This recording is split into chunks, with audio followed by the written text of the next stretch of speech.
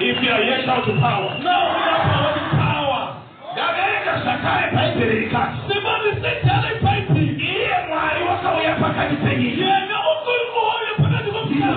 Is the world. Why call him David? Though the world was created fully, the world did not recognize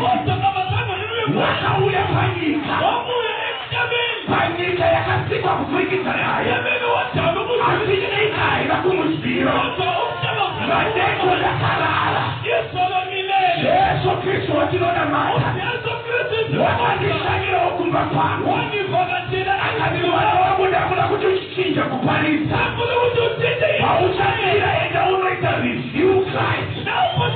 Akila chima chandalika kunukupia wayo. Kila mwayo wakandishanyira. Akadipawazira ina kunokukunura Kristo. Jia wanao ya kusokumura panaka. Waipela tu wakauya panyika. Nika ya kasika. Azika ina kumusiro. Neya uya panyika. Nenika ina mafika pwizake. Shakasipa chikatata kumusiro. Ika ya kutikimwari unesika ikushibana. Ina shoka wakadishanyira. Makatira oshumira deka. Eda unosumura ina kunoratiro yakipanyika. Kutikira sotwari pati. Wajira shimechana famila pamula wayo. Dawe ya kusumura yote mwari unesike kushibana. Ile dawe ya kusumura maruno waka. Nekutibali maifore eka saino. Mwari anakona kuwanja ni maifore. Kwayo unakatuwa mwanerano. Kutushuka mwanumero meruku. Kaulo mlumu pako Samaria. Anuti manerano waberikindiswe. I have seen the Lord. Mariano kizileita kwa zipi tuwauza. Kutimeona mwale. Wauzo papanapa. Usina kuona mwali manerana. If you believe it, shout to power.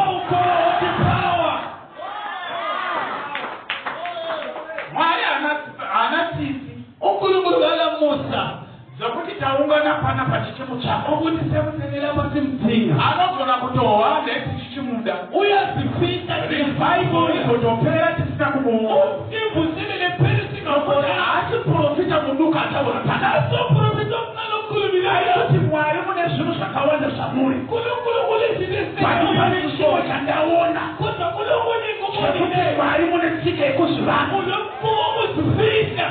Jesu auya panopanyika yapera. Wakazvarirwa pano paira kumenja. kaya kuchisariro chematongi wasanelo napokujela kona matongi Israeli abereki sonini mazali Jesu alikona kuzaliwa mwini uJesu waipala nizowutatinoritwe hotela akalanzirwa tuli chekwina maiva uya vakatakula vakatakula pamuliri pemuna nesika ekuzivanza veisitetera Jesu aikona kunyorwa zita rehotela vakale sika yekuzivanza yekuti anogona kutarisirwa pasi iye akawanda muna vai vake pai pamuviri pai paJesu Jesu aingeende kutaura panapa rinera pazuva Jesu akati achifamba achifamba zvake pamusoro pemvura achienda kunodzidzira izvo kuti Jesu ndiyake ati bhaibheri rinoti vadzidzi pavakamuona achifamba pamusoro pemvura vakati igoritoto vane tsika yekuzvivanza yekuzvita goritoto pataiyezeeza nditereva nevanobereki Jesu uyu une tsika yekuzvivanza bhaibheri rinotaura zvakanaka richiti asvika patsime kune mukadzi musamariya akamudadira kusvika Jesu amutaurira mukadzi musamariya akati neno waiziva chipo chamai ari kutaura kwauri Jesu ane tsika yekuzvivanza pati muda makuwakumanerano kana akambozvivanza kwemakore ose not tonight not tonight ngatimwari ngaazviratidze manerano rakavadzirwa Jesu ndiravo if you believe shout power Unasema kuti Jesu mwali wake mwana macho. Leo watu ndio Jesu ukulukulo esimkonzayo. Sika yokuhanda. Ule mkuu wa muzifisha. He has a tendency to conceal his identity. Ule mkuu wa muzifisha ubuntu. Anaweleka Bible yonde. Lapa siponda kone Bible. Vino tawana pamsoma pa Jesu. Likuluma pesu ka Jesu. Wamuka kula kafa. Ese fugile mwa pile. Wapa paita mwanasikana. Anotu mayeba kasalina. Sima, lekazo lodo mumari. Wakamanya kuwiro. Owakitima entuni. Kunotarisa kutipakamira zvakanaka. Kunotarisa kuti mume kuchena. Bible rinoti wakaenda kuchakalira. Bible rinoti ukabeso kunotarira pawiro wa Jesu. Ukuyakangela entuni. Pai kunotarira anoona kuti zvina zvira kumira mushe. Ukuyakangela kuti ndazimaka. Jesu wamukakula kafu. Jesu sevukile mumapile. Zvolo make hatendi kuti wamukakula kafu. Otonga vanhu kuti sevukile. Akashiyakaona pana pandikoni kuramba ndakanyara. Rekaini mane kumarapa ura vakuru vezvemweya inovataurira kuti ndawana gwiro wakavhurira Bible rinoti wakaenda kundoripota inofarira Johani paanonyora anoti pakauya ripoti yekuti guva rakavhurika takaiyaza ndemutange ini naPita ini ndokubva ndaratidza kuti uchenjeri hwamakumbo vana wakawanda makumbo amiri Johani Pita wakatozondiwana ndavakukuma Bible rinoti Johani achisvika pakuva haana chakaita akambosvika kamira bati Pita achizotevera anosvika opinda muviro anopinda muviro ndopanoona machira akapetwa Bible rinoti Johani akaita wekutanga kupinda muviro Pita akaita wekutanga kupinda muviro abude kubva muviro Johani ndopaanopinda ine mubvunzo wangu kuna Johani mabhonganyire kukuva kana mukasvika mukagomira ndauya kuzomutaurira kuti ndingava shure kwako ndingava ndinonetseka nokumhanya iwo wakaita wekutanga Bible rinoti vemberi vakaveshuva hazvina basa kuti wakatendeuka nezuro akatangirwa bati ndiye akatanga kupinda ndauya kuzokupepudza ima church. Icho takazvarwa nezuro mutatuona. Takuitiswa SHONA MHARIDZO. Nokuti haisiyayo kuti ndiani atanga. Hazvisi pakuti ndiani atanga. Zvizare kana wasvika chiita unoita. If you are here, shout power. Bible inoparati. Peter na Johani. Vanobva vadzokera kudzimba. Vati mukadzi anonzi Maria Magadharena anoramba achichema ari pawiri. Aine mubvunzo wokuti maise Krishe wangu. Mwoyo wake wakabvaruka achichema kuna Jehovha. Aipepuke icho chandinoverenga. Inoti broken and a complex spirit. How do not despise? Bible inoti varura imoyo yenyu kuodzenu. Maria anobvarira mwoyo wake oramba achichema ari pagura. Gura rimwe chete rakamune marabhauma. Vanodafika naJohani vakawana paine micheka chete. Maria Magadharena akapinda mugura rimwe chete. Abuya rapuna marabhauma. Bible inoti apinda mugura vakaona mutumwa vakagara kumusoro. Umwe vakagara nechekusoro. Pashaikwa Mwari nevakuru vezvemweya. Pane mukadzi ari kuona Mwari. Pane mukadzi ari panapo anoti handina kuchituro, handina kuchigaro, asi ndine tsara nenyota.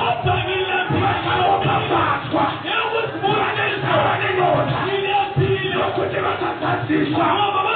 Ndauya kuzokutaurira kuti if you're desperate for God, vanerano Jehovha Mwari wandinodarata.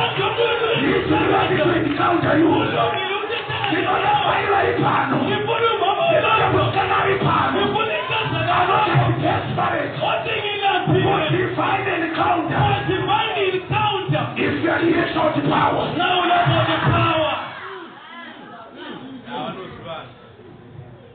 Maria Magadharena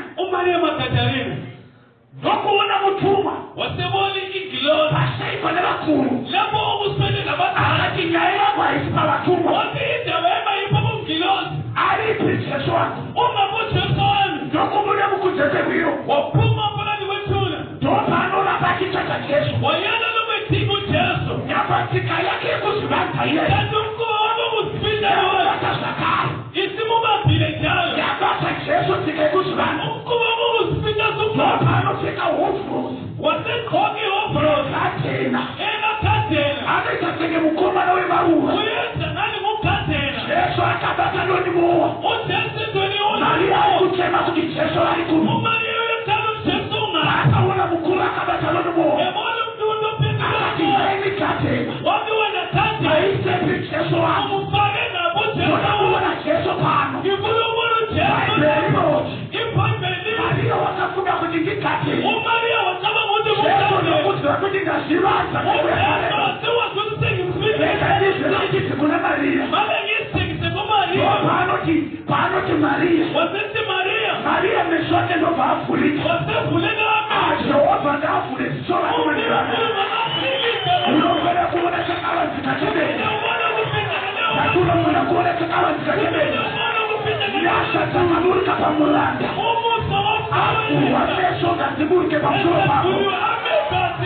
Unozwa Bible richiti guta rakakombwa nemasoja. Mwari akazvivanza, vatumwa vakazvivanza. Ziso remweya ndokubva ravhurika. Unozwa muranda akutaura akati vari kwatiri vazhinji kudarika vari kwavari. Video life vari kwauri wewe vazhinji kudarika vari kukurwisa. Ndauya kuzokutaurira zvina Mwari unozivanza. Unozva Bible akutaura. Jesu akutaura pamusoro akutaura pamusoro pezuva rokutongwa. Anoti pazuva rekutongwa chakala pachigaro. Otona vanhu vaunganidza. Makwayasa kuruchisi. Nekuti ndikatwa kuruboshwe. Ipapo achati vari kuruchisi. Makandiona ndiine nzara. Mukandipa chekudya. Makandiona ndisina chokupfuka. Mukandifukidza. Makandiona ndiri muchera. Mukandishanyira. Bhaibheri rinoti vanenge vari kuzhe vachabvunza kuti hatina patakakukuonai. Ini Jesu regai kunyema. Regai ndike kunyema. Takakuonai kupi mine nzara. Ndikazivaiva makaona mine nzara. Ndakada ndakazvivanza munyama yavo. Ndiri Mwari anozvivanza. Ndauya kuzokupaura manerano. Ndauya kuzokupa uchenjeri hwemene. Mwari unozvivanza kune vanotambura. Mwari unozvivanza kune vanotambura. Unozva Paulo akuti do not forget to entertain pleasure, for in doing so some have entertained angels unknowingly. Ndauya kuzokutaurira kuti Mwari unogona kuzvivanza pamuna akagara pedo newe. Unogona kudavira mudaka wako. Unokundiswera madarana. Bhaibheri rinoti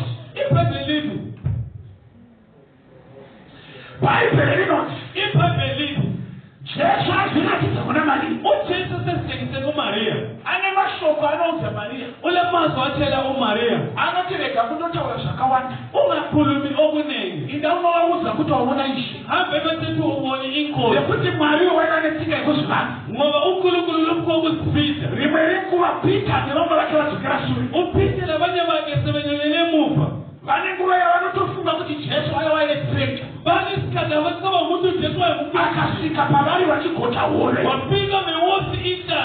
Nekuti une tsika yekuzvivanza. Ivhangeri yaJesu yaanopa Maria yekuti enda unoudza vadzidzi vako. Vana Pita vabvapano vasina chavaona. Kuti enda unovataurira kuti ndaona Ishe. Maderano unofana kuona Mwariwe. Asi maderano unofana kuona Mwariwe. Hapana chimwe chatafambira. Ndatushumira izvizvi.